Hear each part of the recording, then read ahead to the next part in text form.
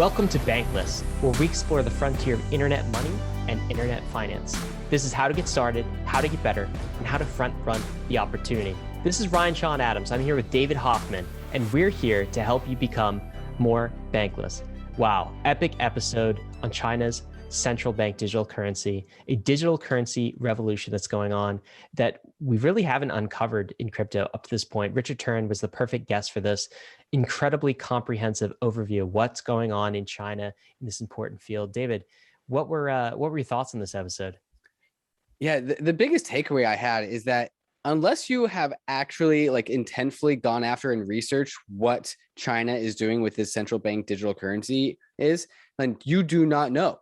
And so there is a mountain, there's an absolute world going on in China that unless you have actually been researching it yourself, you don't know what's going on. Because what I thought was going on and turns out what is actually going on are two totally separate things. And I thought the central bank digital currency was just a basic, some sort of fintech layer on top of a central bank that allows smoke for and easier mirrors, paying. Yeah, right. blockchain, not Bitcoin Right. nonsense. Yeah, no. Richard Turrin laid down the story of the Chinese central bank digital currency, and it is a force to be reckoned with. And he was a fantastic guest to tell us the story. And I think the other really cool thing about central bank digital currencies is that they are inherently inspired by crypto, by Bitcoin, by the technology that we created. But the Chinese bank digital currency has taken the some of the parts that are most suited to them and applied it to their banking layer. But what is the resulting product of that is something much grander than I think what people give credit for. Yeah, it's so true though. So we get these news clips, come out of whatever, and I don't know if it's like a East-West communication thing or like a translation thing or what it is, but it's just suddenly China's doing this with the central bank digital currency, and there's never any detail, right? I've forever since I've been in crypto wanted to understand the detail of this thing because it's been an active project since 2014, 2015, we've been hearing about it. Right. And for the first time, this is a comprehensive overview. And here's what I feel like this story is David. Over the last 10 years, while the US banking system stayed stagnant, China really digitized its banking system. And it turned its banking services into a giant app platform with WeChat and Alipay. These are organizations you're going to find out more about through this podcast.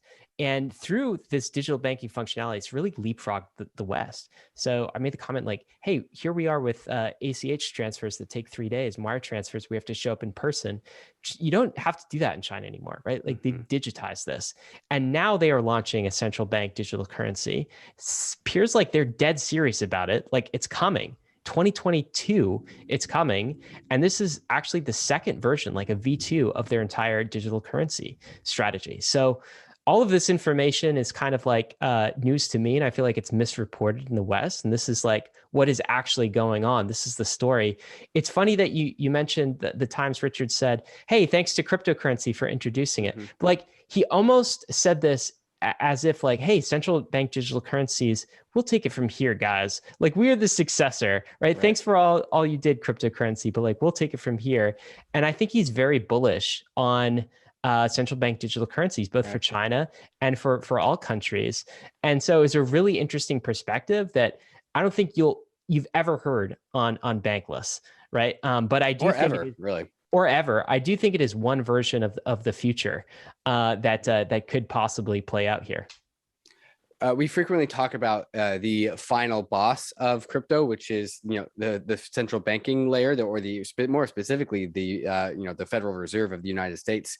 And while that's true, that final boss is also this very old king, the old king with the old gray beard. And I would like to introduce a new character into this story, and that is crypto's shadow twin, which is a central bank digital currency. And so while there's this old boss that we want to defeat, there is also our equal, who is our shadow twin, and that is the CBDC. Maybe our nemesis? Our nemesis, maybe. But also that's also another topic of conversation, is because while CBDCs might be crypto's evil shadow twin, it has actually done more for banking people, or at least the revolution of trying to step towards the CBDC, because this has been a long arc, and Richard is about to tell you that long arc towards China's CBDC.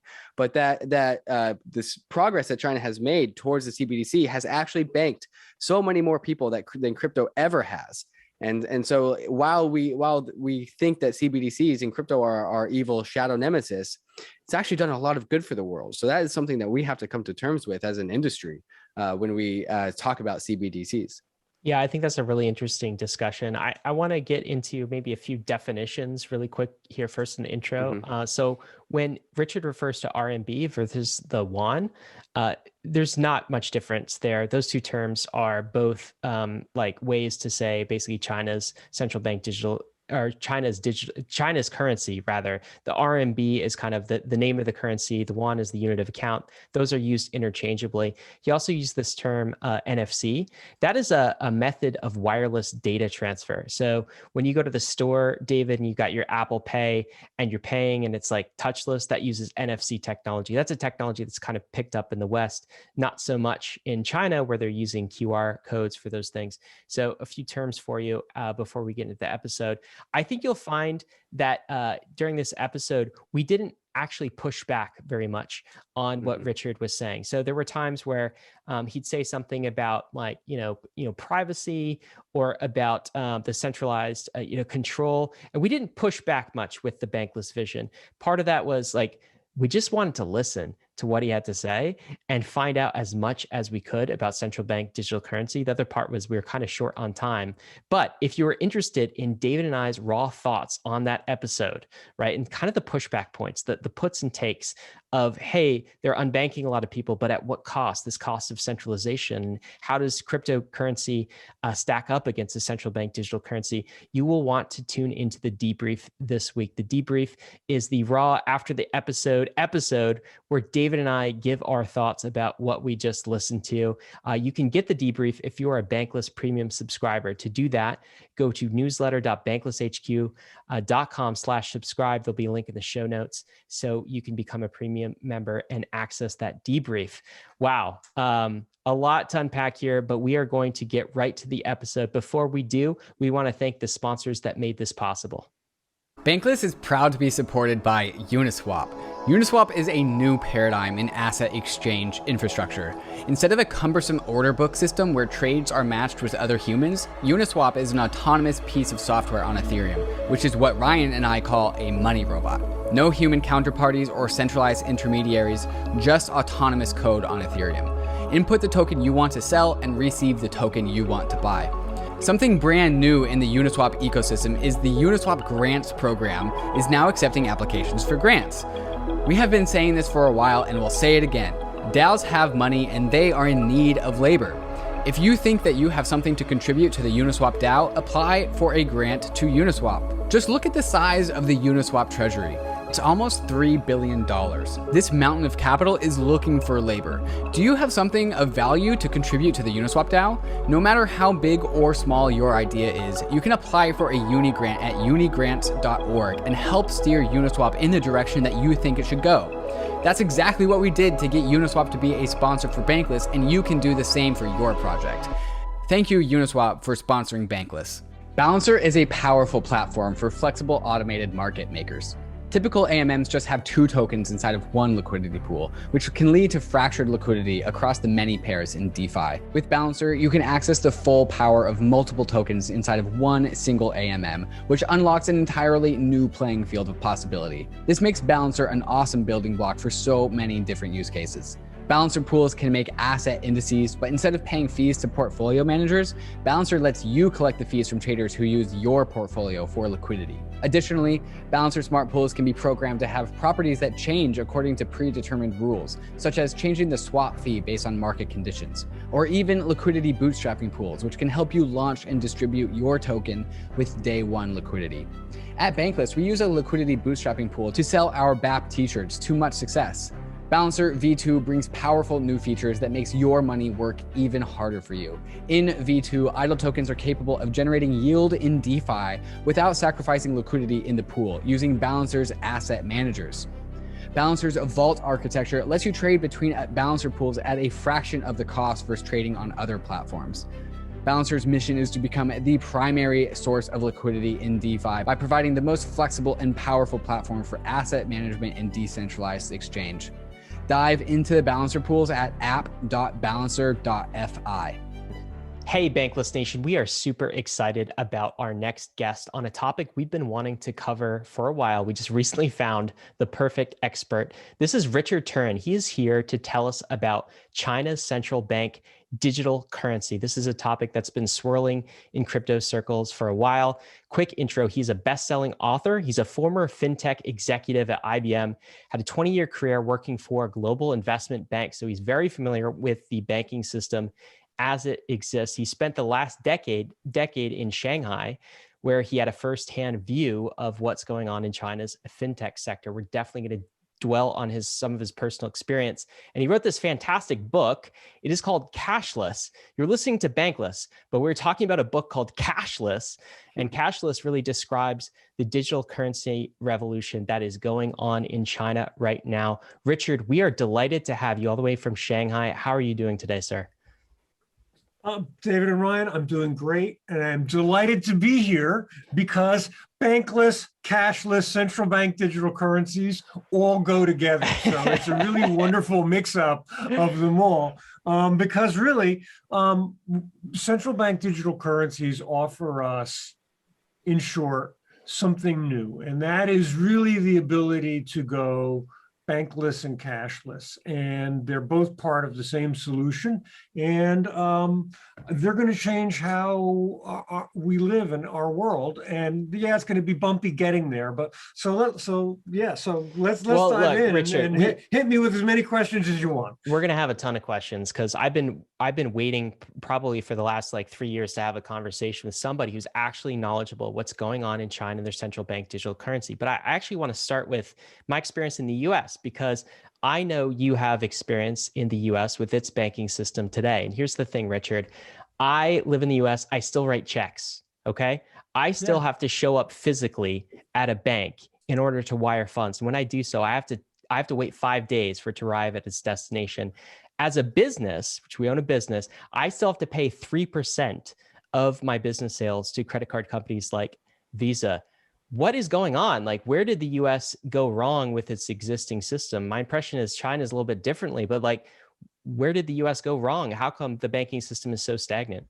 That is a wonderful question. And to everybody out there, you should be mad. Look, I had it, right? Okay, so look, let me tell you a story. I'm going to tell a story and then come back, all right? So I'm living in China and I need some money sent around. I have a joint account in the US. I call my brother and I said, look, you got to send some money over here. He says, all the banks are closed, I can't.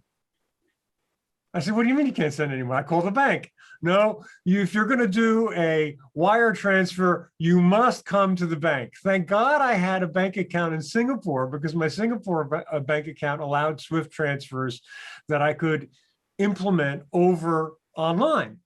So why should I be able to use a normal bank, nothing special in Singapore, to send a SWIFT transfer to myself in China?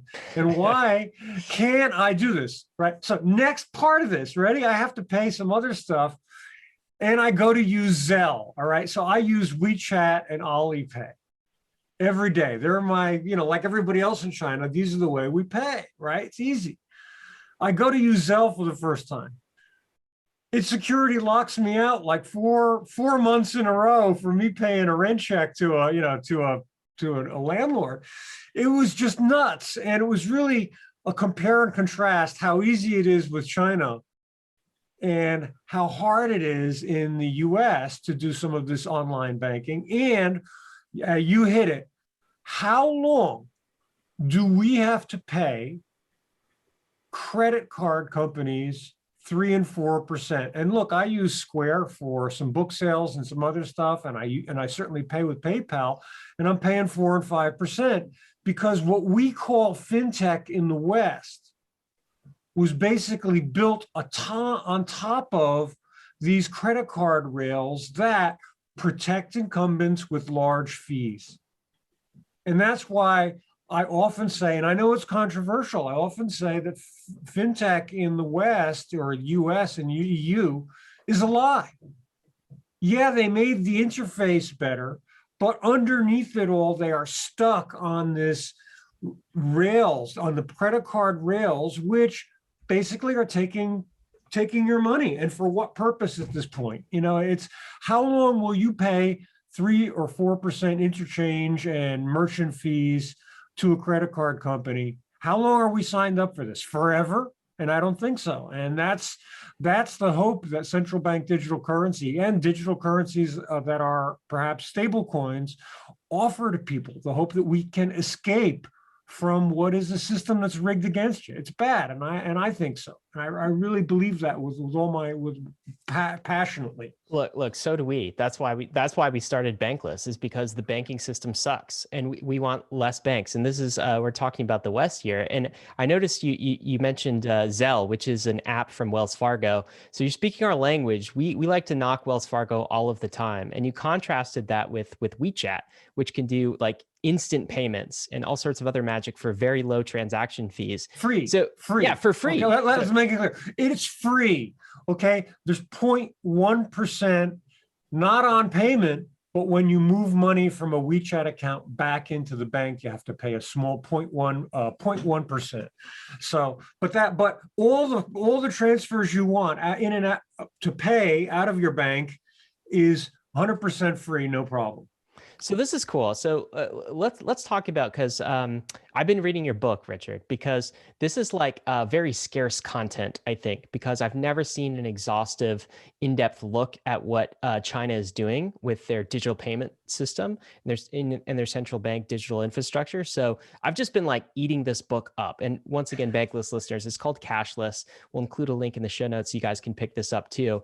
But I want to set the scene because you really describe in the first part of your book. Yeah, there it is. There it is, guys. There it is. It's a QR code. We're going to be talking about QR codes soon. Yes, there is a QR code on the cover of the book, and it's live. It goes to what I hope is an amusing site for you guys. And I just learned the importance of QR codes too from this book partially. But I want you to set the scene because you paint the scene in the first part of the book about, you know, I think your major point was this. This was a revelation to me that China isn't kicking off its first version of a central bank digital currency right now. It's been doing a first version of not quite a central bank digital currency, but let's call it a digital currency system. And now it's about to kick off its second version. So in the West, we hear headlines like China is getting ready to pilot its central bank digital currency. And what I learned from your book and your main point is like, no, guys, actually, China has had a digital currency strategy for the last 10 years. And what's actually moving is from phase 1 to phase 2. I wonder if you could tell us, for people who aren't familiar with what's going on in sort of this phase 1, what's been going on in China over the last 10 years? What do you mean by this version 1 of China's digital currency system? Absolutely. That's a wonderful question. And I would give you an A+ grade for getting the primary theme of the book down. And so, okay, look, let's dive in. China is already a big user of digital currency through WeChat and Alipay. However, it is not a central bank digital currency. It is a corporatized system that uses the RMB, and they're called, WeChat and Alipay are called walled gardens. They're platforms, and you take your money out of your bank and you put it on the WeChat platform, or you put it on the Alipay platform.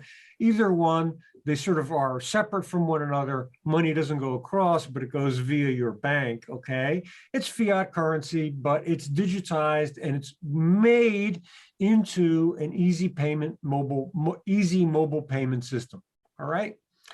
Does that make some sense? So this is what I call the first generation.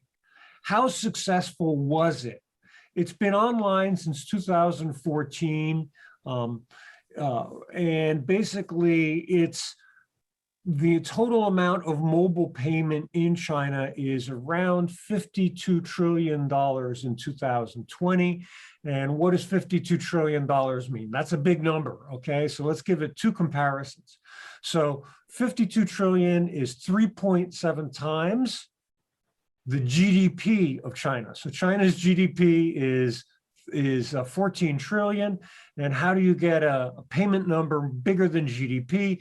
Well, it's because payment flows in cyclic fashion. So I'm buying you a coffee. I pay the person who makes the coffee, but you want to pay me back. So the cost of the coffee goes from me to the coffee vendor, then you pay me back. And then the money goes from the coffee shop into its bank. So that money has flowed in that example 3 times: you to me to the coffee guy to the bank. And so money goes around the system. So great example of how huge digital payment is in China. So, okay, $52 trillion. How about this? It's around a little less than twice all of the credit card use in the planet. Add up all credit card payments in the planet, it's China's digital mobile payment is twice that. That's incredible. Yeah, mind-blowing, right? So they're fun statistics. But what it really means, now here's the real killer. If you look at the percent of GDP that has a digital connection, right? Digital GDP. China's digital GDP is 30%. Oh, sorry, I got it wrong. 37.8%, almost 40.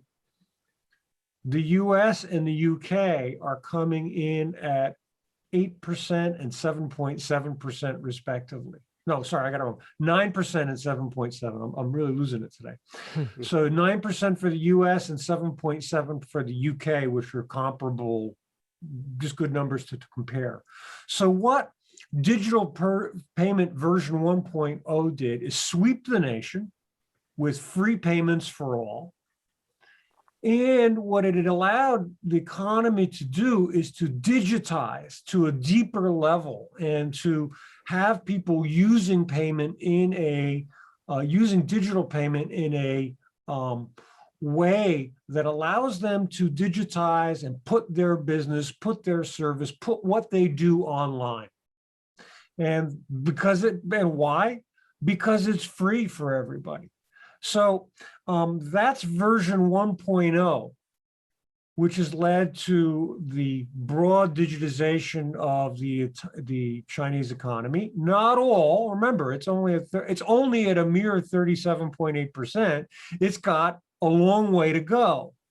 But now we're looking at the next tool, and that next tool is version 2.0 digital payment, which is where the government says, okay, we're going to make cash money digital, and you don't need to use Visa, MasterCard, Alipay, a third-party company to carry the payments. We're going to use the central bank, and they're going to issue the money.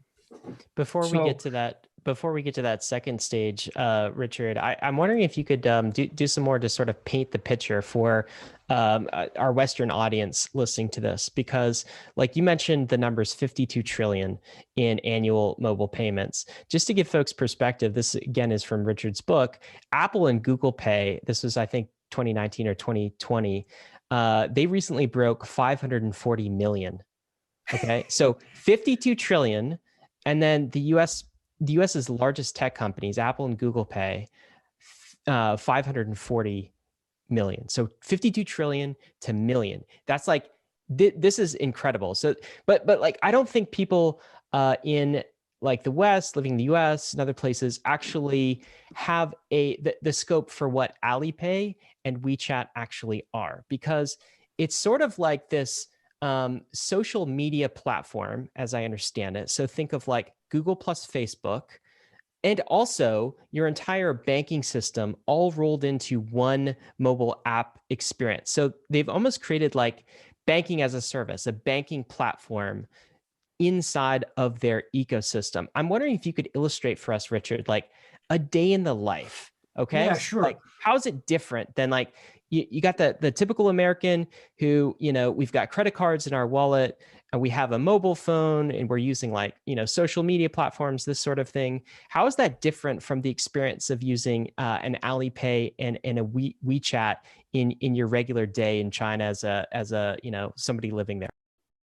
Look, absolutely, and wonderful question. So let's get into it. Okay, so this is a very common question. I hear it all the time. I have digital payment in the West.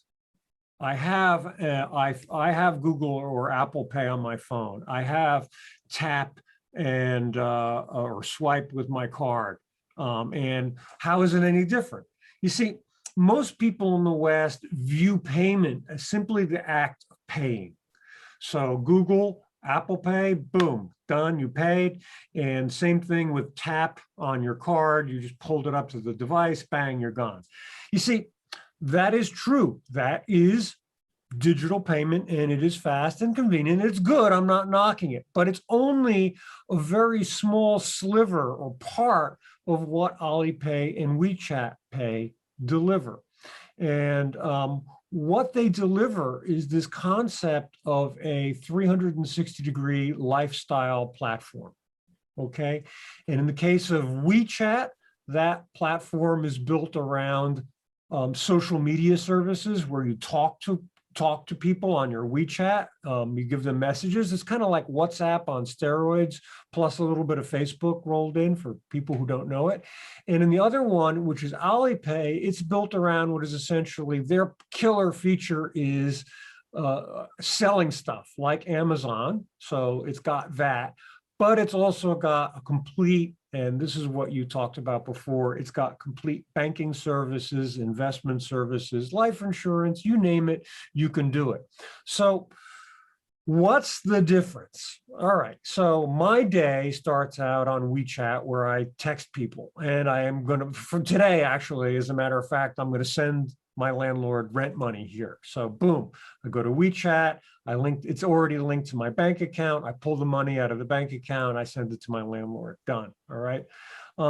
But what also happens on these platforms is that I can do banking services. Now, I can do banking services through the specific banks that are associated with Alipay or with WeChat Pay. WeChat Pay, unsurprisingly, has WeBank, which is a digital online bank, and Alipay has My Bank.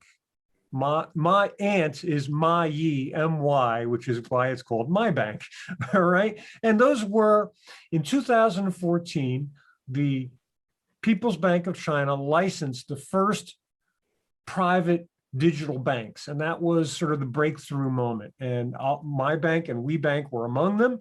And basically, what they allowed was for banking to be combined with payment. And then after that came money management, buying stocks, bonds, and stuff. And now, by the way, it's really funny because other banks have apps that you actually access through WeChat and Alipay. So ICBC and other banks have almost full banking apps that are on the WeChat and Alipay platform because they have to be where the clients are. But I diverge. What does it mean to be on the platform? What does it mean?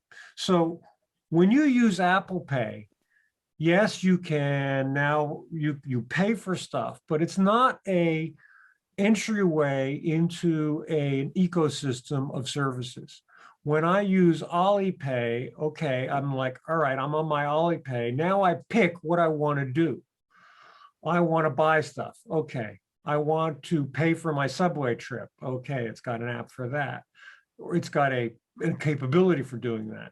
I want to buy insurance. I want to go to the bank. I can cover almost 360 degrees of my life on that app. And that's not the same as with Google Pay or Apple Pay or a credit card. So yeah, it's this concept that you can do anything on the app. And that's fundamentally different from anything we got in the West. And it's a big deal.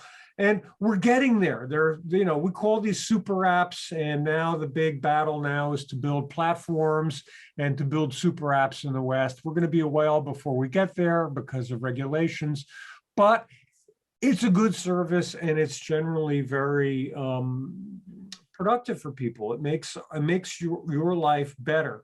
And no, just because you got a credit card or Apple Pay or Google Pay doesn't mean you got a super app in your pocket. And the West is surprisingly far behind in all this.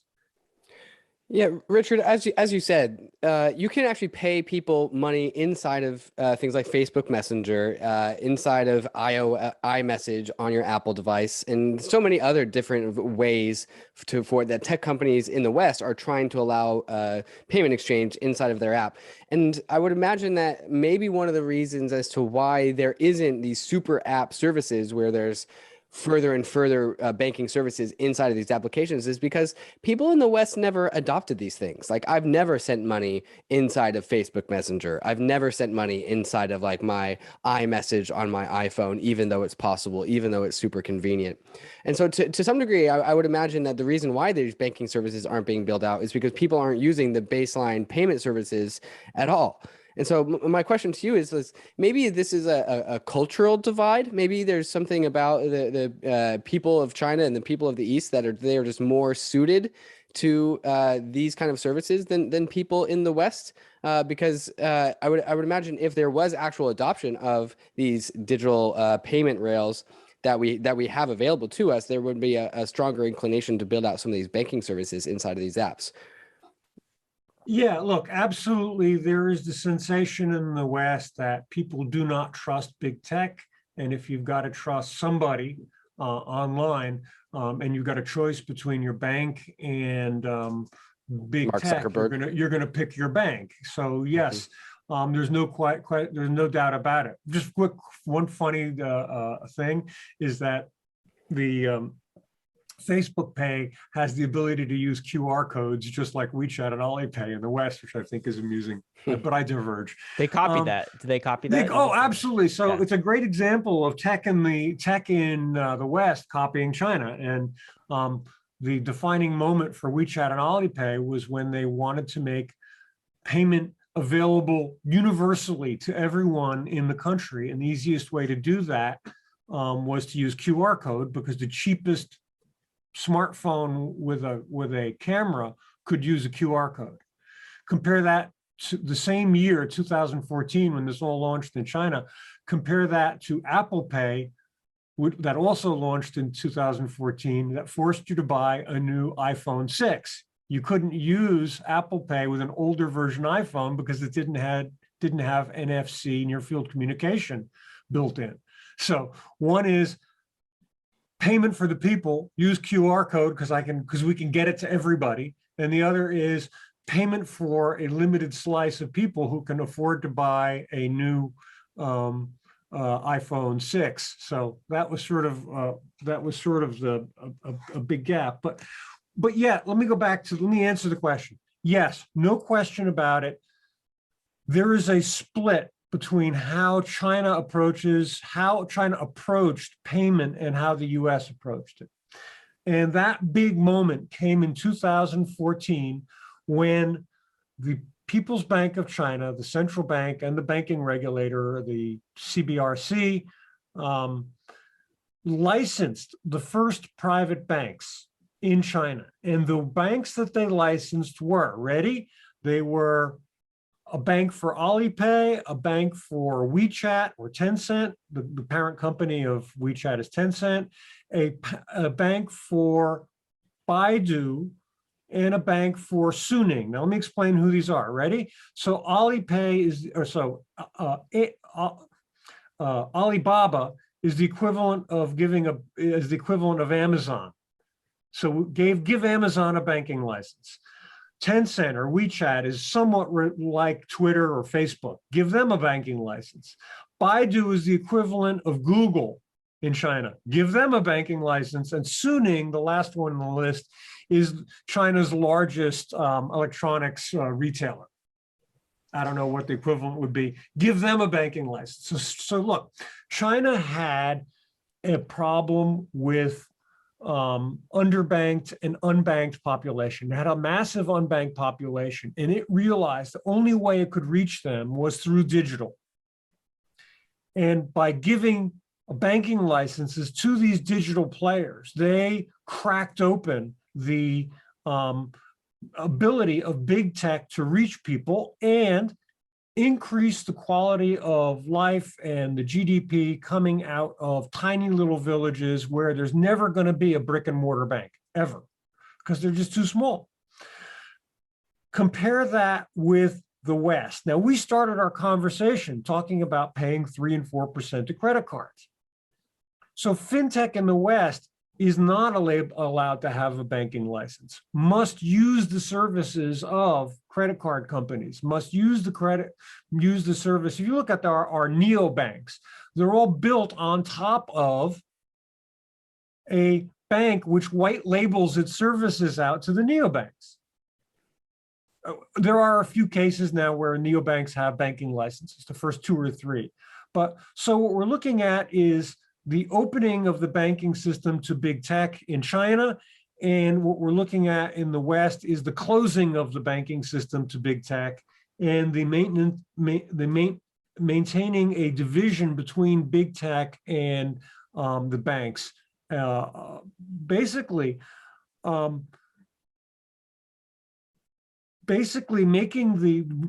throwing back the progress of digital banking in the US in order to keep the monopolies of incumbent banks intact. And that's a bad way to say it, but it happens to be true. No, Richard, is this what you were saying about how credit card companies are just helping banks maintain their grip upon their status quo? Is that what you were saying that earlier? Is this more or less what you were referring to? Absolutely. So look, there's a regulatory paradigm that is unchallenged in the West and in the United States. And that paradigm is that banks are on one side of the spectrum, tech companies are on the other side of the spectrum, and there is no way for them to meet comfortably.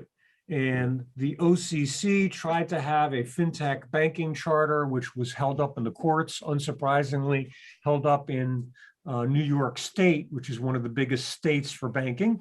So the big banks are all there, and they challenged it very heavily in the New York State courts. It's sort of in limbo right now. But the concept that there is this division between banking and big tech that will never come together in the US, and there's arguably good reasons for it. There are some good reasons there. I'm not saying it's all bad.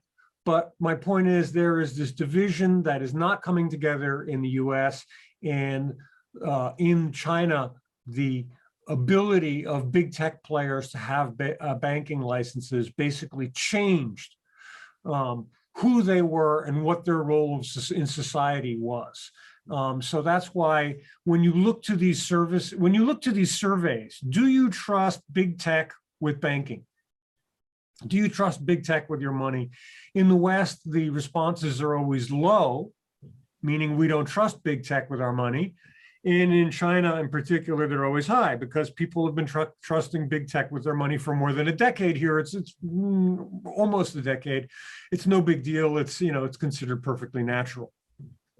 Yeah, I think this is a huge insight from your book. Honestly, Richard, like that you mentioned, like David mentioned, maybe some cultural reasons for adoption in China versus the US, but I would rate this kind of regulatory one higher. Is basically like the banking lobby. Now, other forces maybe have sort of kept big tech from eating the banking layer in the US, right? So this Andreessen Horowitz quote is like, software is eating the world. Well, software is eating the world. We talk about this often. And what Chinese regulators essentially allowed to happen is for software to eat banks, right? They just said, hey, we'll give big tech banking charters. Here you go, here you go, here you go.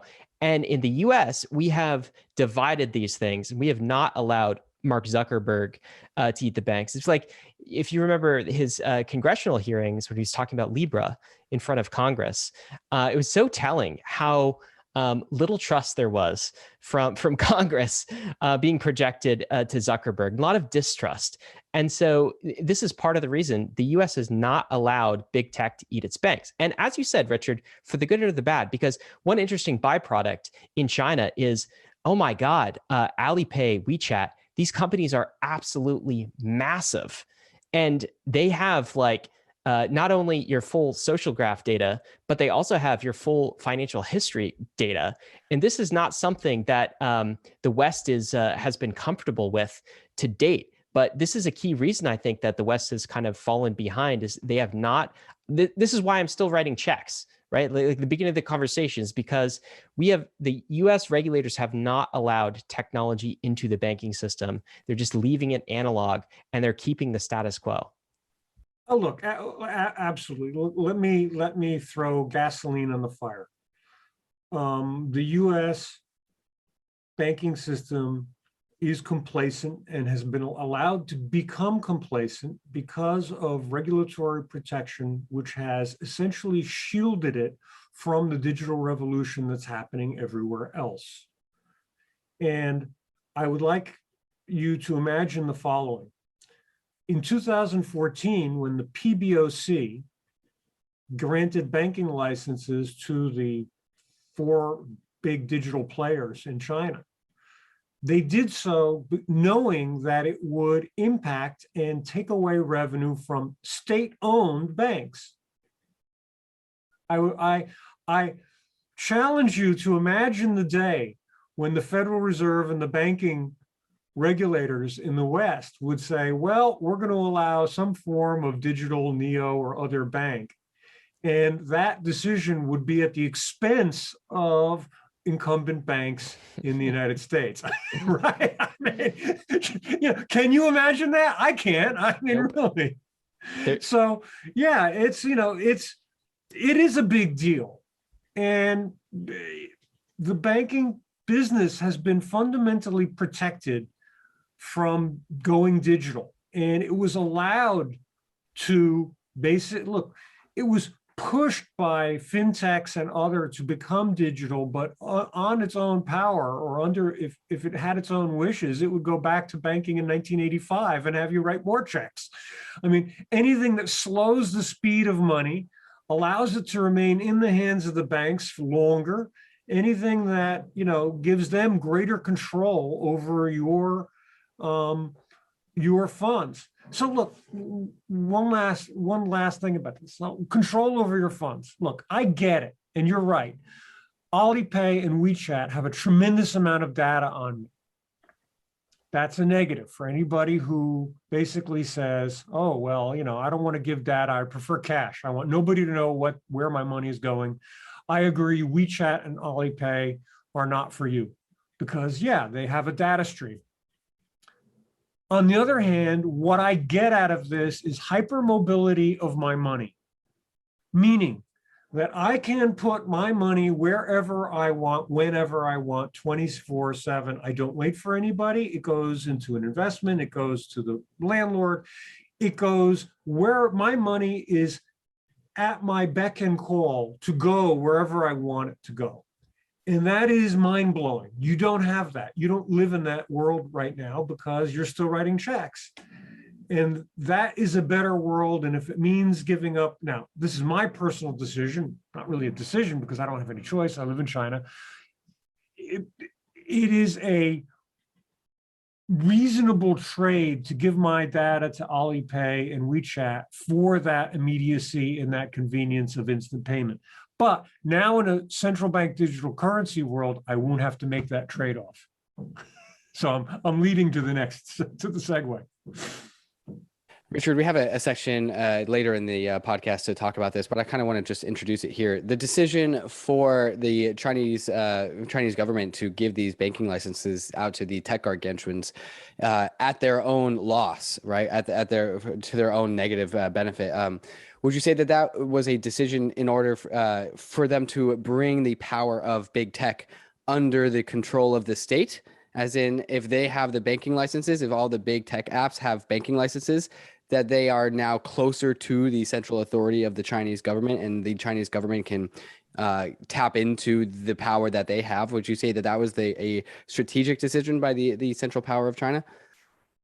No, not in the least. So look, the decision in 2014 to open up banking licenses was really done as a means of reducing the unbanked population. You know, look, there's 1.4 billion people in China. Many of them live in rural environments, and these rural environments simply don't have access to banking services. So by opening up the banking system to big tech, they could use digital to bring these people into the banking system. Now, what you see happening now, however, is, okay, that's 2014. We're now 2021, and we're living in this world where basically everybody's watching China's regulators come after big tech. So what happened was that while they were smaller players in 2014, they are now too big to fail banks, right? Well, that's the 2008, terminology. These banks are too big to fail. Well, that's what WeChat Pay and Alipay are now to China. They're too big to fail. They're so big and they're so massive that China has been re-examining what was basically a 7-year run of low regulation, basically saying, look, you guys have so much money now, you are bigger than some of our banks, largest banks, and you need to have regulation, which isn't all a bad thing, but it's certainly done in typical Chinese fashion. It's done quickly, decisively, and it shocks the living daylights out of everybody. But it's not the end of the world, and it's not necessarily a bad thing for digital fintech in China. Okay, Richard. So guys, this has been sort of the first phase, we'll call it digital currency 1.0 in China that we've talked about. And allow me maybe to just summarize very quickly. But digital currency 1.0 in China gave mobile access to banking to basically every citizen, or a much more expansive group of citizens in China. How did it do it? Via the tech giants. They allowed big tech to eat the banking system. Now, the banks still exist. They just exist in a more diminished fashion than they might otherwise. And what this led to so far is better, cheaper, upgraded digital banking, kind of a leapfrogging of the banking services that we have in the West, at least in some key areas. Hey guys, I hope you're enjoying the conversation with Richard Turrin thus far. In the second half of the show, we get into the actual CBDC version of this story, and we talk about the actual way that the Chinese bank digital currency is actually constructed. Fun fact, they have smart contracts coming down the line in 2024-ish. And I thought that part was an interesting thing to dive into.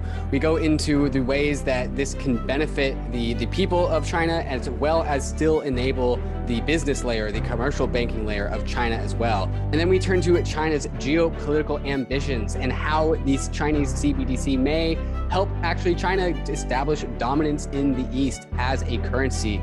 Richard was a fantastic guest on this podcast. I hope you're enjoying the second half of the show as much as you've enjoyed the first. But before we get to the second half, we must talk about these fantastic sponsors that make this show possible. Gemini is the world's most trusted cryptocurrency exchange. I've been a customer of Gemini since I first got into crypto in 2017, and it's been my main exchange of choice to make my crypto buys and sells. Gemini is available in all 50 states and in over 50 countries worldwide, and on Gemini there are markets for over 30 various different crypto assets, including many of the hot DeFi tokens, and it's one of the few exchanges that has liquid DAI markets. Gemini just launched their Earn program, where you can earn up to 7.4% interest on 26 various crypto assets. If you're tired of paying fees in DeFi, or you don't want to worry about DeFi exploits, but you still want to earn interest on your crypto assets, Gemini Earn is the product for you. Another product I'm stoked to get my hands on is the Gemini Crypto Back Credit Card, which gives you 3% cash back on all of your purchases, but paid to you in your preferred crypto asset. When I get my Gemini credit card, I'm going to make sure that I get my cash back in ETH. So whenever I buy something, I get a little bit of ETH bonus back to me at the same time. You can open up a free account in under 3 minutes at gemini.com/gobankless. And if you trade more than $100 within the first 30 days after sign up, you'll be gifted a free $15 Bitcoin bonus. Check them out at gemini.com/gobankless.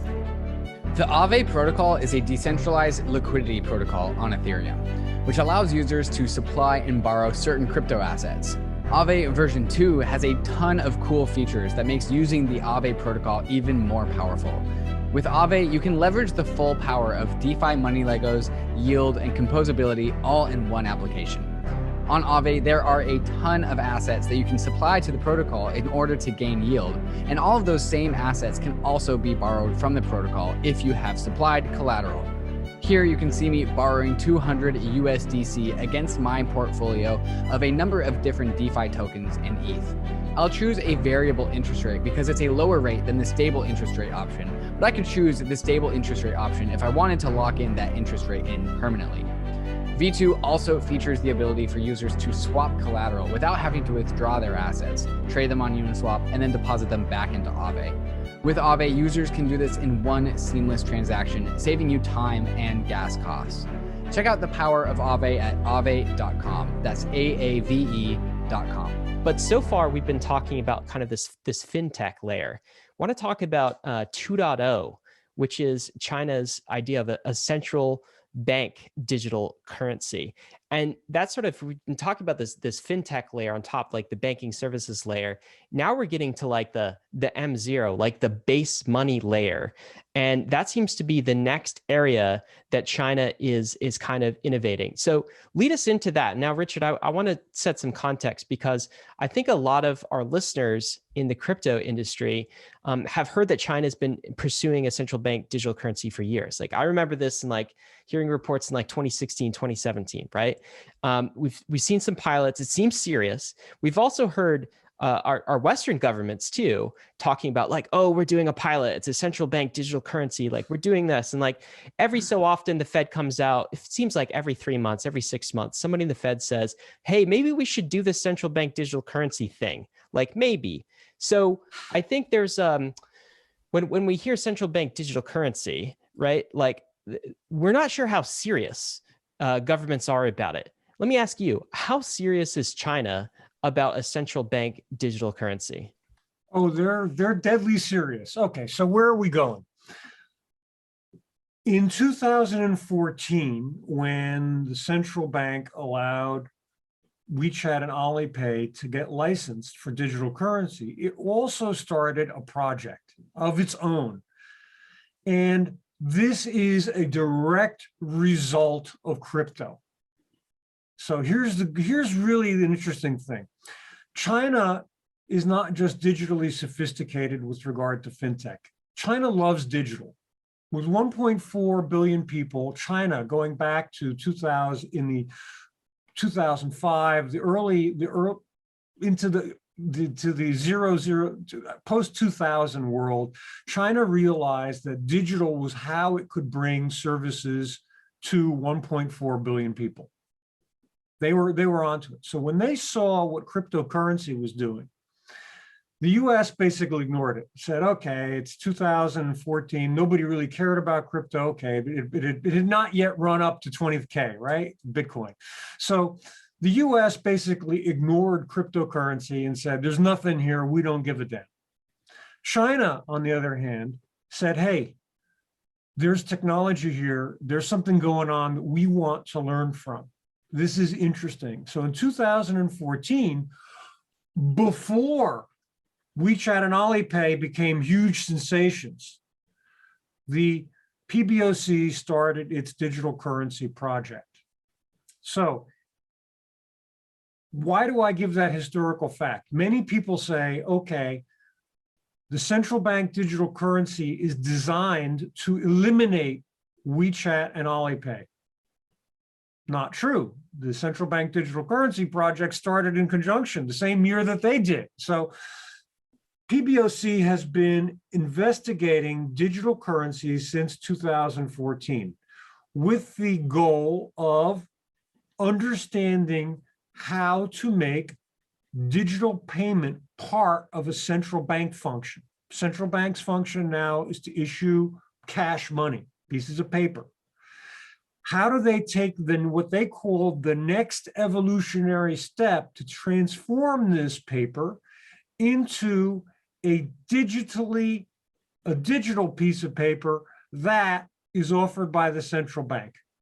So central bank digital currency backed, issued by People's Bank of China, cryptocurrency, digital currency, related in technology, but supported by faith. And that's okay. I'm not going down that road, but it's supported by faith. The other is supported by the central bank.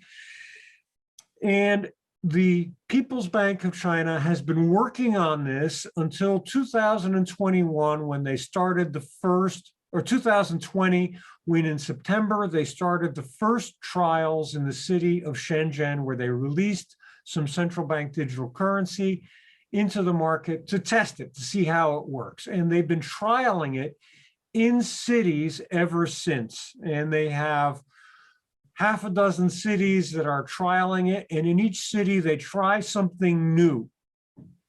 So if you're going to digitize money, you have to make it so that it's integrated into society. It means that the electric company has to take it, the subway has to take it, a online retailer has to take it.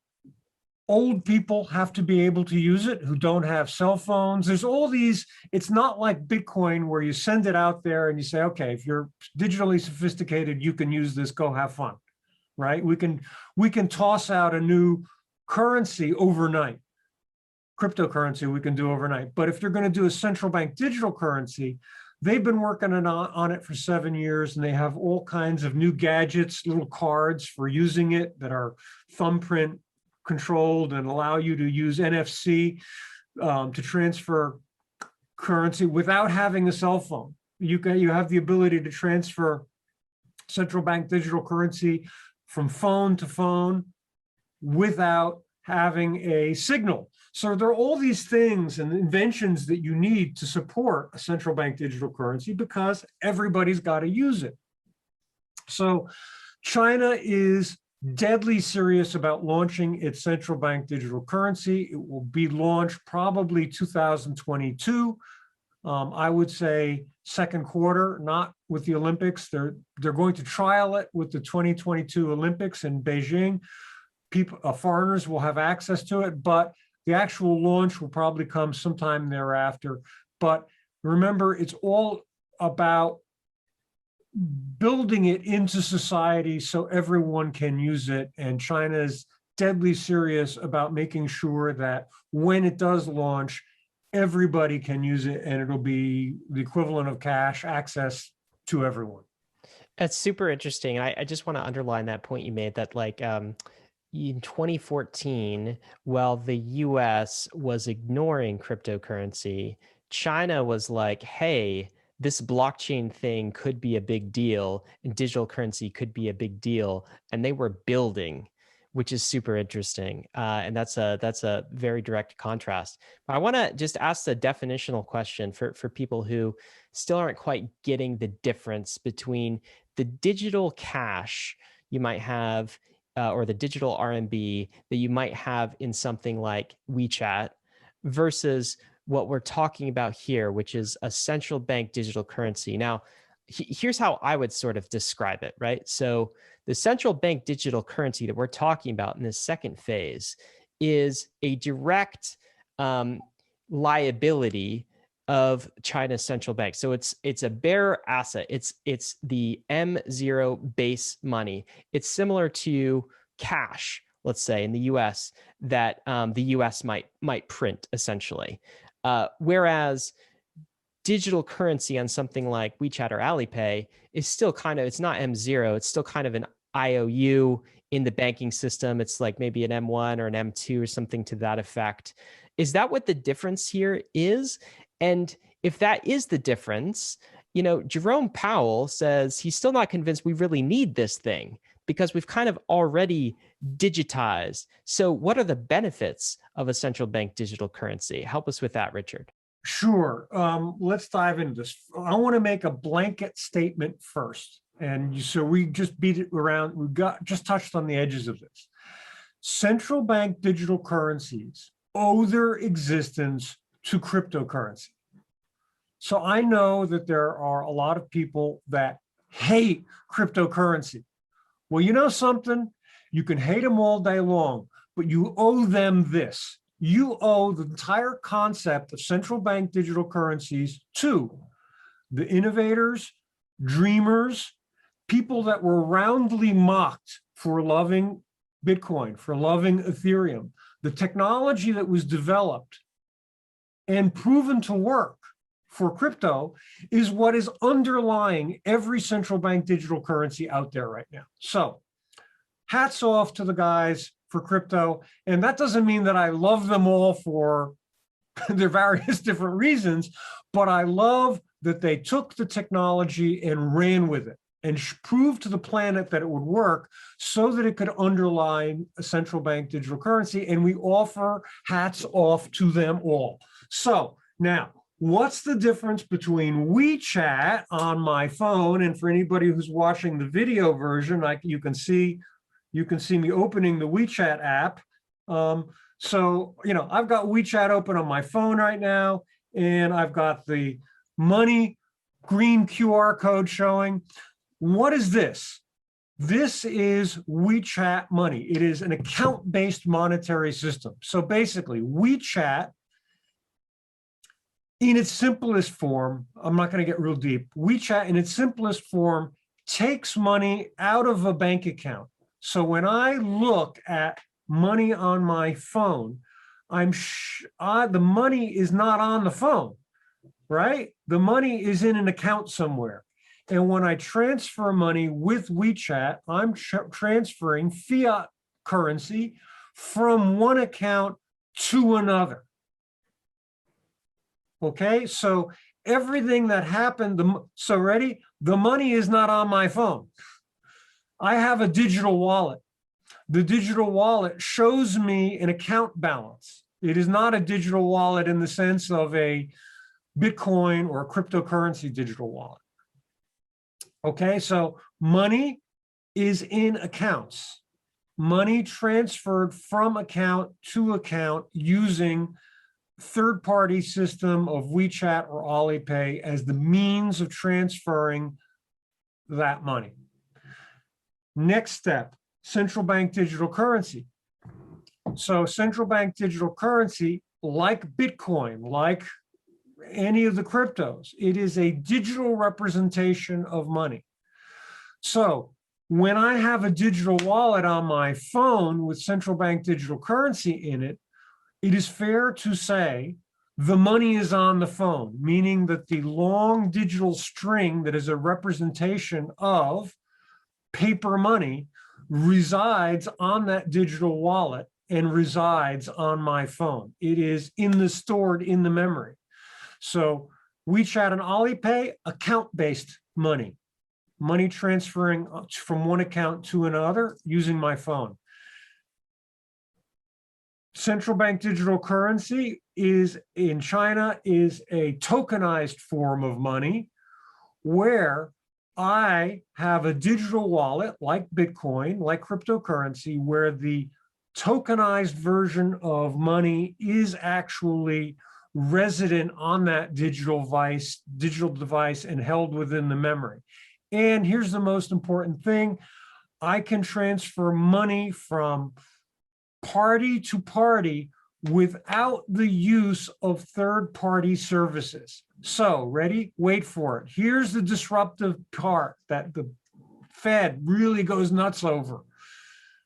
For me to transfer money from me to you, I don't need Visa. I don't need MasterCard. I don't need a bank. I do not need a third-party entity to transfer the money on my behalf. I just send the money from me to you digitally. And anybody who works in crypto is like, yeah, man, that's why we love this. That's why we've been using it for years. What, you guys are just figuring this out? And it's like, yeah, well, it's not a matter of that the people are just figuring it out. It's just that basically it's something that is highly disruptive to the financial system in the West and in China too. And it's a facility that the Fed is uncomfortable handing out because it means a fundamental change in the banking system and a releasing of power from the banks, from Visa and MasterCard, from these third-party entities, and it empowers people. And that scares the living daylights out of the Fed and out of the banking system, because it's a fundamental change in perspective. That change is coming quickly in China within, as I said, 2022, it's going to come here. It's coming after years of research. The research is just starting in the Fed now. How they're going to do it in the US and in the EU is unknown. I give the EU a lot of credit because they're far further down the road than the Fed is, and they've made a commitment to central bank digital currencies while the Fed has not.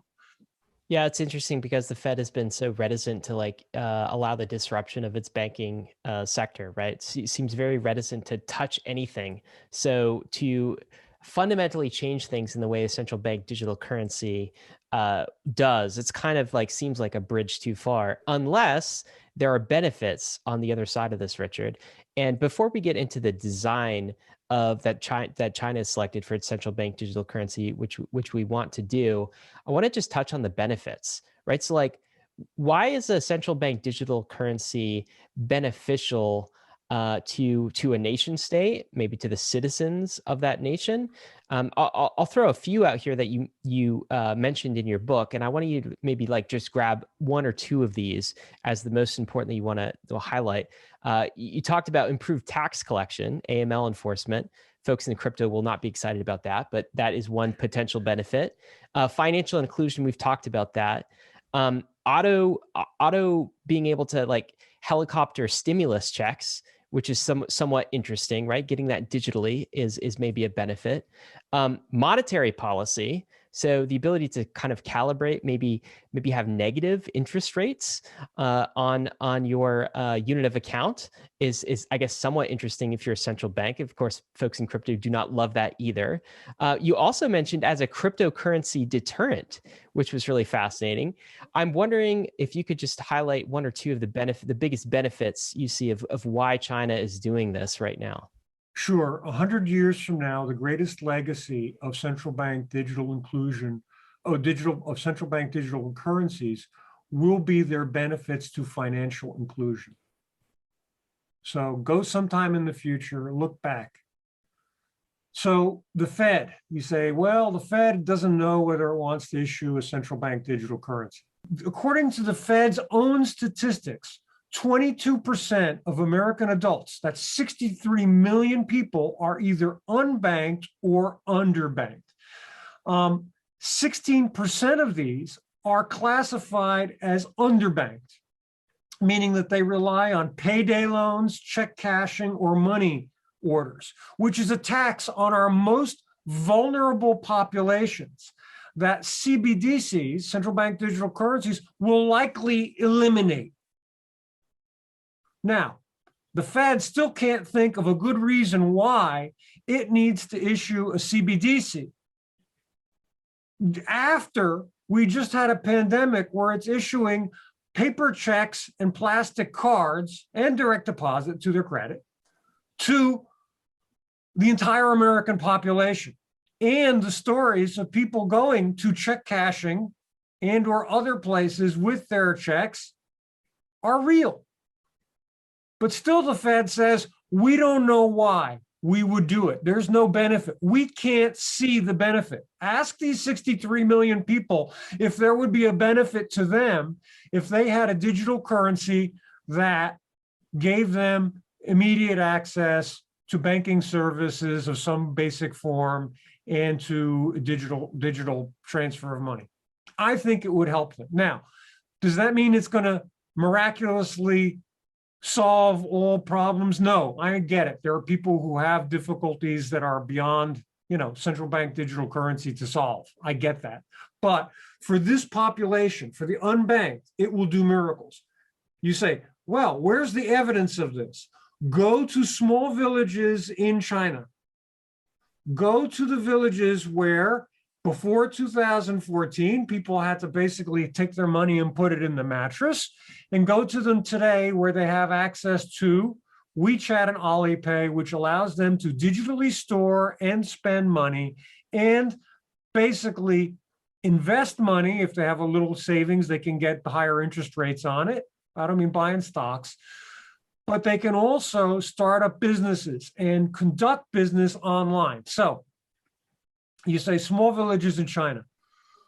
One of the things that accompanied digitization of the financial system in China was digitization of, ready, and this is the funny part, digitization of logistics, getting stuff from point A to point B. So once people had money to spend in small villages, or once small villages had the ability to sell stuff, it increased their standard of living, and that was fundamentally a good thing.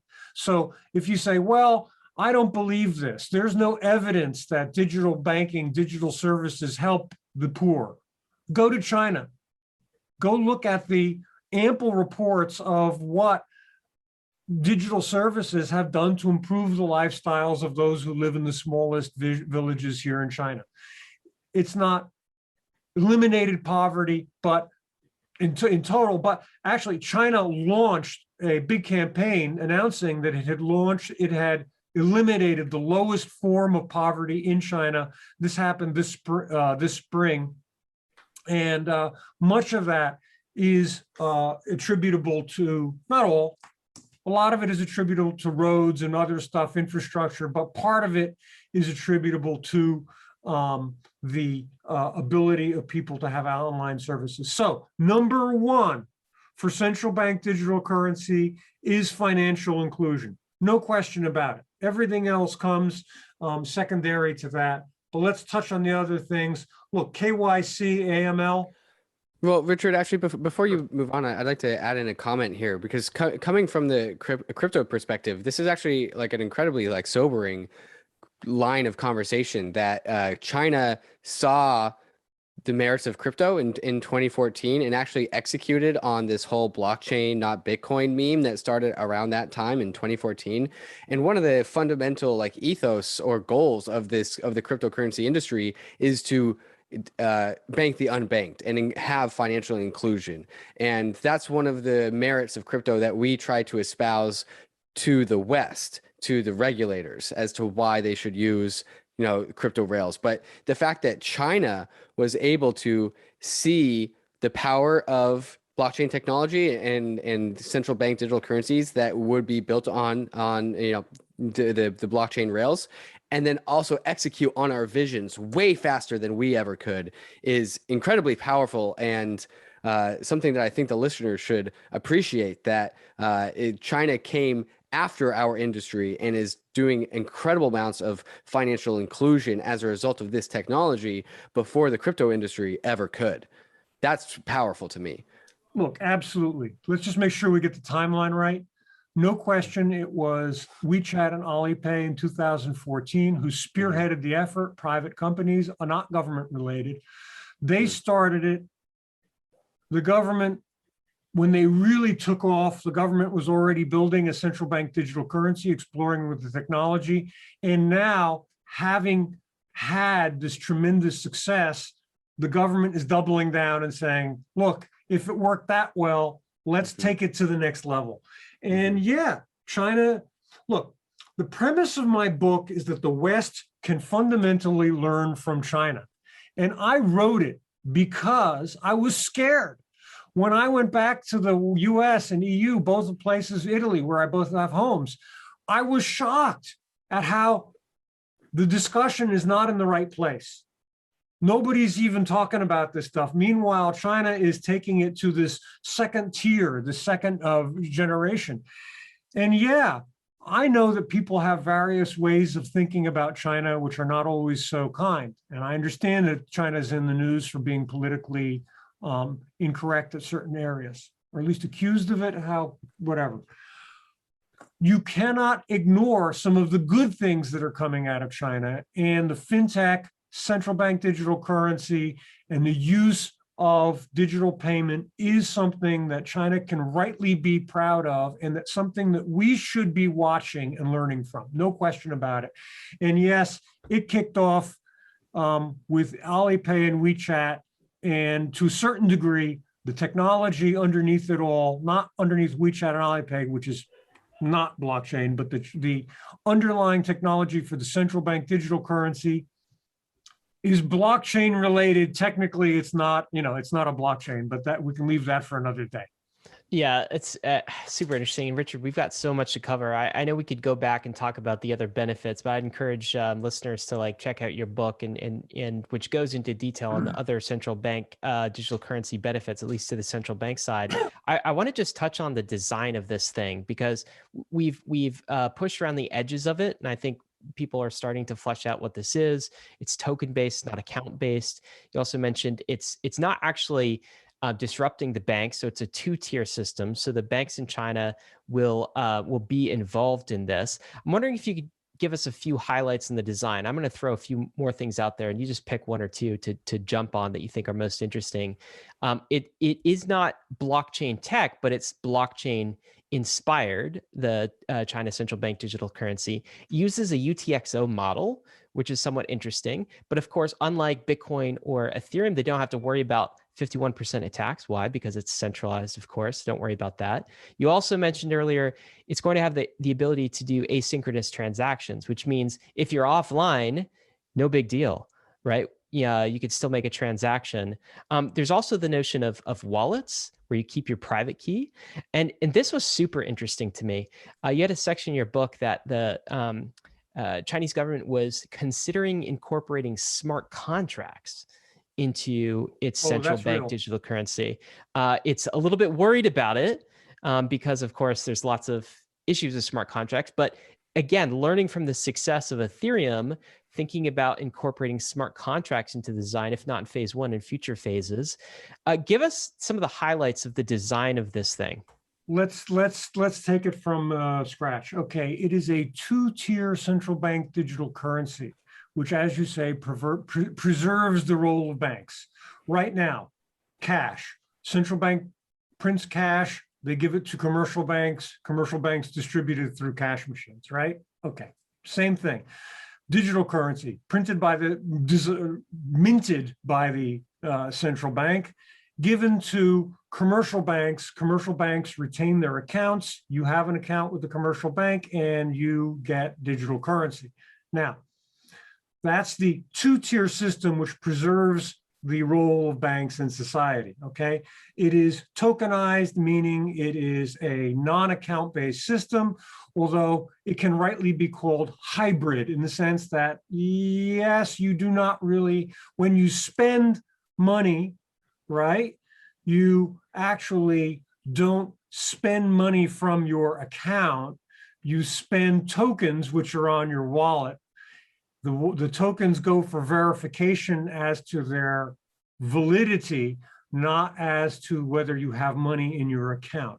So that's critical. All right. Now that's the UTXO model, correct? That's the UTXO model, and that's critical. Why?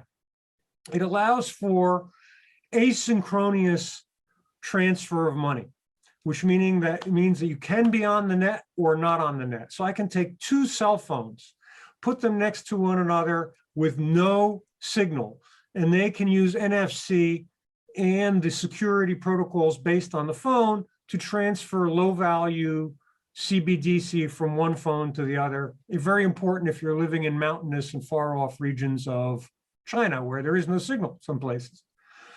But that's so the concept of UTXO is very important because it allows for this phone to then go online, and once it goes online, it says, "Oh, I did a bunch of transactions," and it sends the transactions for verification. Okay, Also important because it allows for vast parallel processing, which is with 1.4 billion users critical. So you say, why no blockchain? Very simple. Alipay network during the peak, what's called Singles Day, 11/11, 11/11, right? That's Singles Day. The Alipay network processed 500,000 transactions per second. Compare.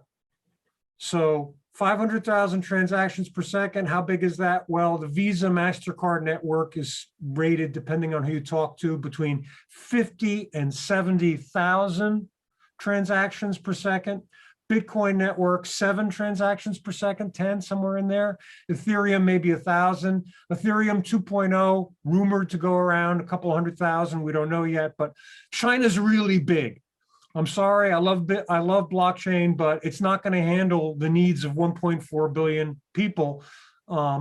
Maybe somebody says Lightning or the new protocols, that's great. But remember, we're dealing with a central bank. They're not on the bleeding edge of technology. They want stuff that's proven to work, okay? That's just central bank. And remember, they've been researching this for years. So today's latest was not around when they were doing this in 2016, 17, whatever, 18, when they were doing a lot of the design work.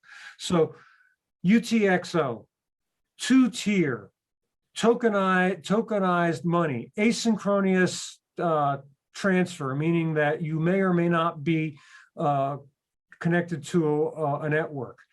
The ability to basically have no bank account. So up to a certain amount, we don't know the amount right yet, just yet, but up to some couple $1,000, maybe 10,000, whatever RMB, you can use the central bank digital currency without having an account in the bank, meaning you just have your little device, okay?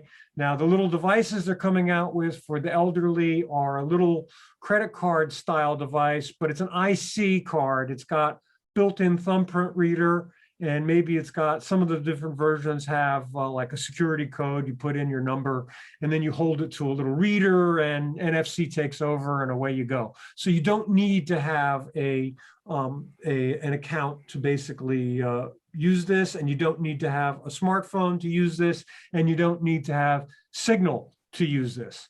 So that's some of the basic designs. And the big thing that people need to understand is this is tokenized, not account-based. I will say that for large sums of money, yes, you need a bank account to use it, but remember, as soon as you go into digital, as soon as you convert fiat money from the bank to digital currency, it's in sort of a different, separate world. And then you basically accumulate, you spend the CBDC, acquire CBDC, and when you acquire some of it, you push it back to the bank and it becomes fiat money again. Quick one, central bank digital currency. Oh, you may have a bank run. You're not going to have bank run. It's basically like a credit card in the sense that you have limits to the amount that you can spend, limit to the amount. If you have millions and millions of RMB in the bank, you're not going to convert millions of RMB to central bank digital currency so that you avoid or eliminate the bank. Not going to happen. There's limits to how much you can use. Smart contracts are built in, are going to be very, very powerful. There are 2 forms of intelligence built into central bank digital currency. One has already been shown and used. That is big data.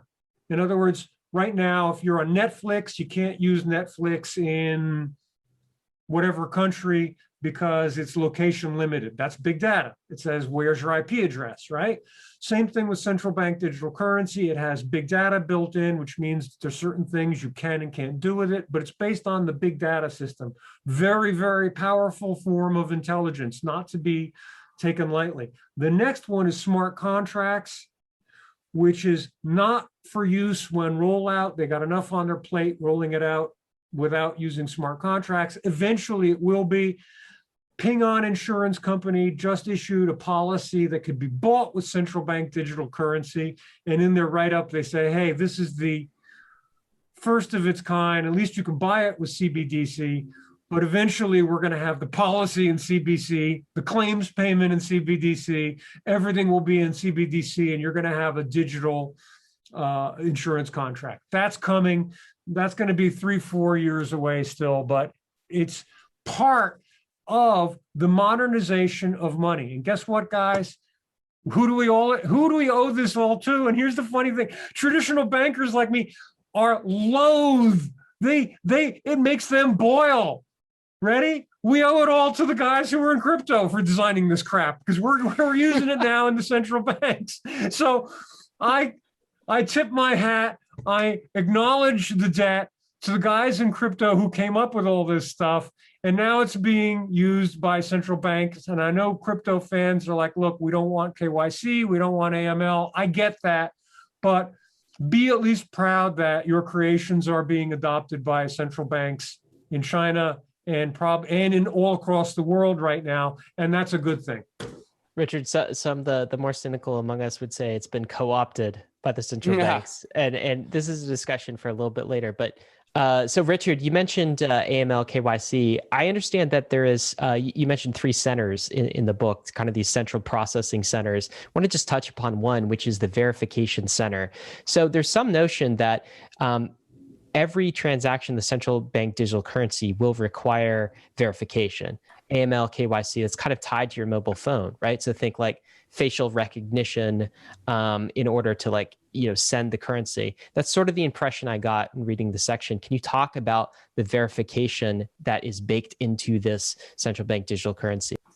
Sure, not unique to China. When central banks talk about digital currencies, they of course want AML and KYC built in. They want to know who's using it. All right.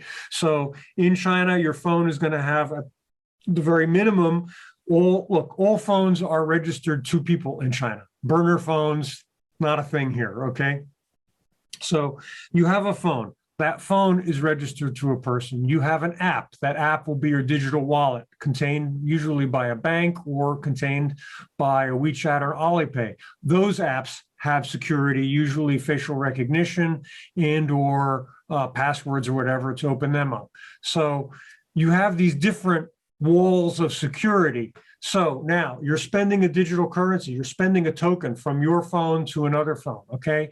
Let's just say that you're online right now, because we know that these tokens can be transferred offline as well with lower degrees of security. But if you have a direct transfer with both phones online, that transfer is sent, goes through the security on both phones, is accepted, and is then sent for verification to what is called the verification center. And what the verification center is, it checks the hashes. It's really right out of crypto. It just checks that the hash strings are correct and valid using the different the public and private keys that are sent with it. And that's it. It's not checking an account. That's the key thing for people to get. Phone-to-phone transfer checks of money, of tokens from one to the other, is like Bitcoin. It checks the validity of the string, not that there is an account. Okay? So that's what the verification center does. Now, the verification center does not know who you are. They do not have the data to link you with your phone. They have your keys, they have a whole string of zeros and ones, but they fundamentally do not know who you are. There are 2 other processing centers. The big data center, which says, okay, that's where they're going to look for anti-money laundering and stuff. They don't have your data. They don't know who you are. If they suspect money laundering with an account, they can produce the evidence that says we suspect money laundering, and then they can go to the police who have control, or another segment. I don't want to say the police, but they have a process by which they will then go to the KYC center, which is a different group of people, and say, these people we think did money laundering. We want to connect the data we have with the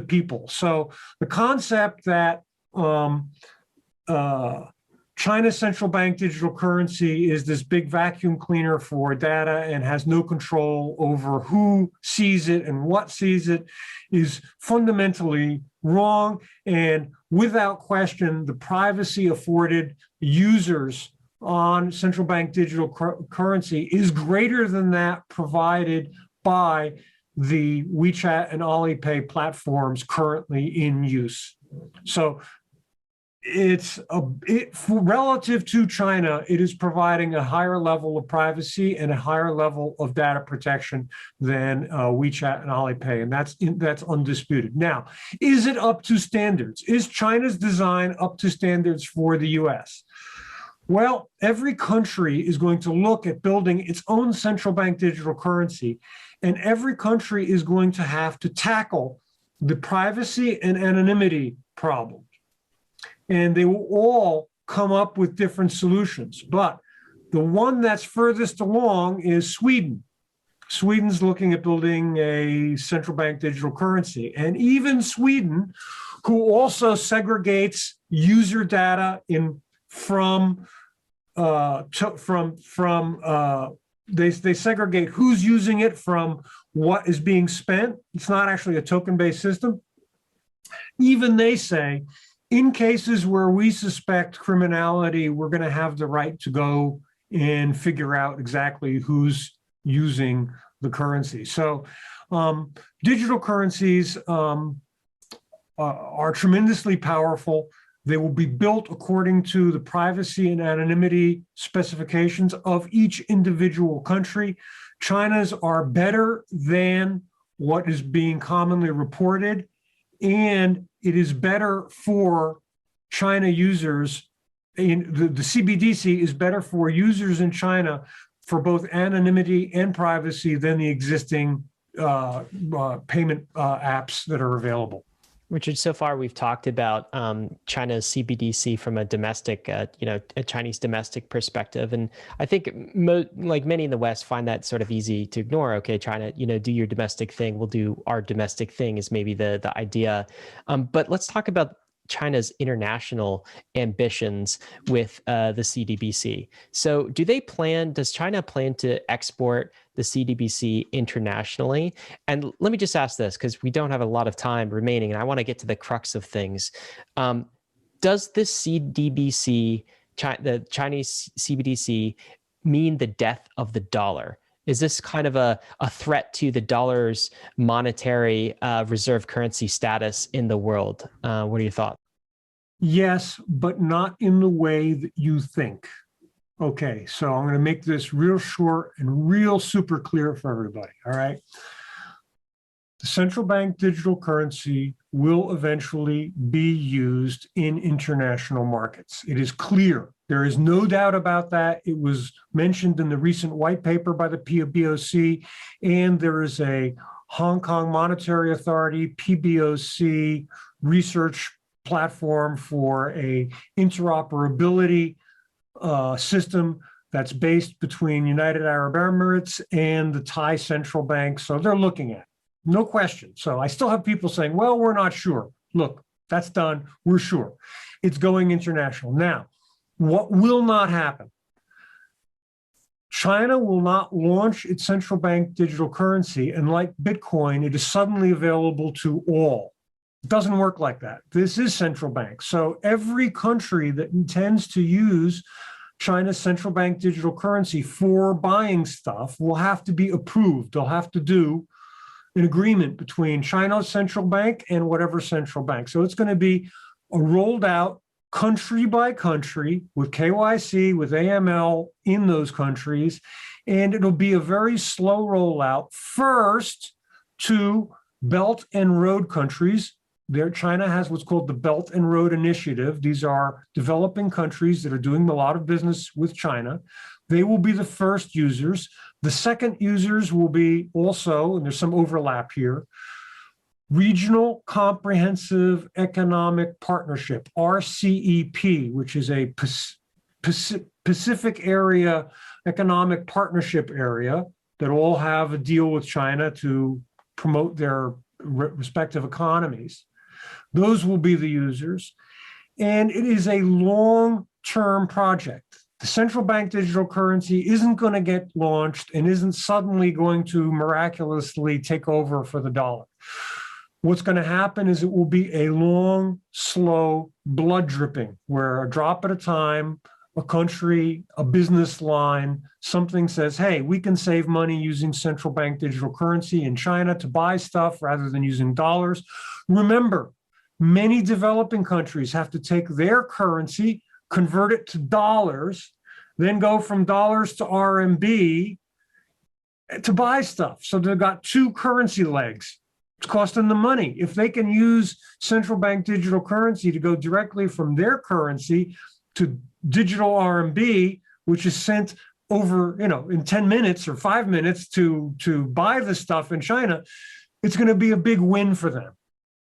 Okay, so yes, it is a change in how we use currency. It is a threat to the dollar in that it threatens the dollar that is used in trade.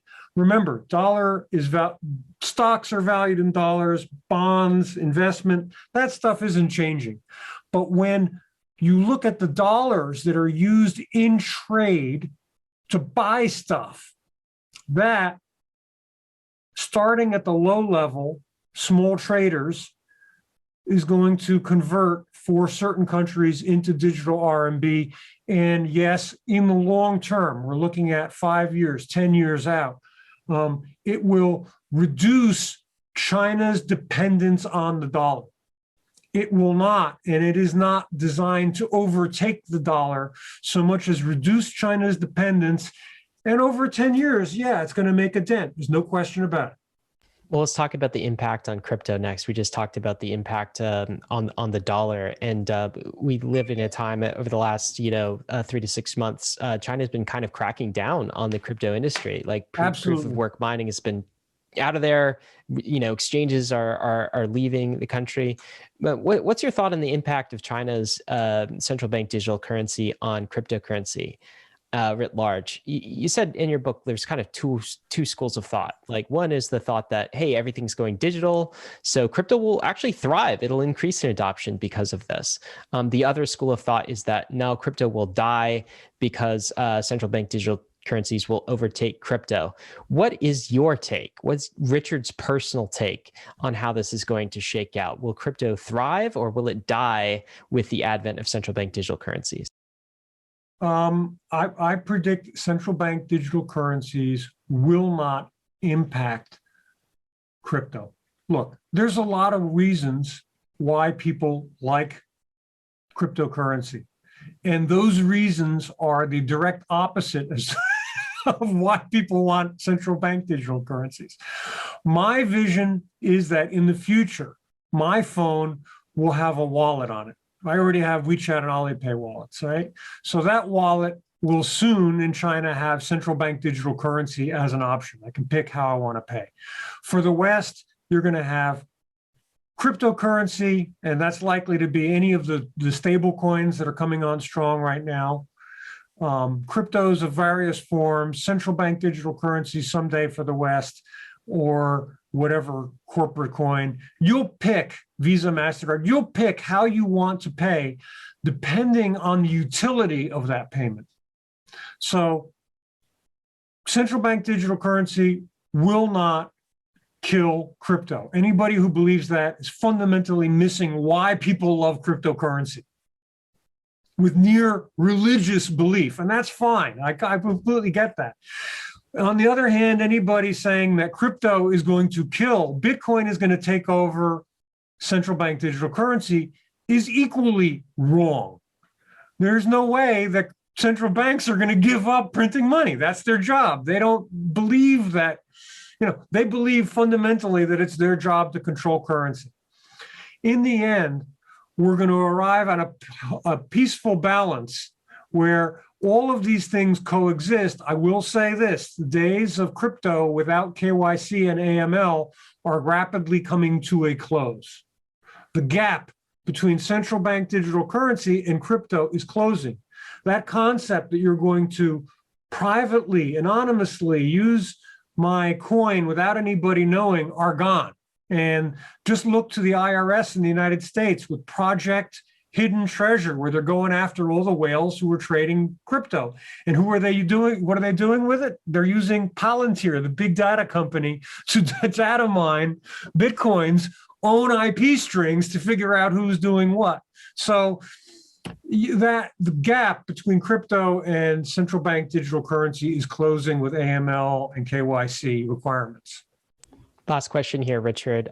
We have so much we could cover, and we want to invite you back sometime to talk more in more detail. There's a lot we could have covered, but I want to ask this kind of closing question. So when the West wakes up and realizes this, let's take the U.S., right? They've got a lot to lose if China's central bank digital currency picks up steam. They've got a lot to lose geopolitically. They've got a lot to lose as a reserve currency asset.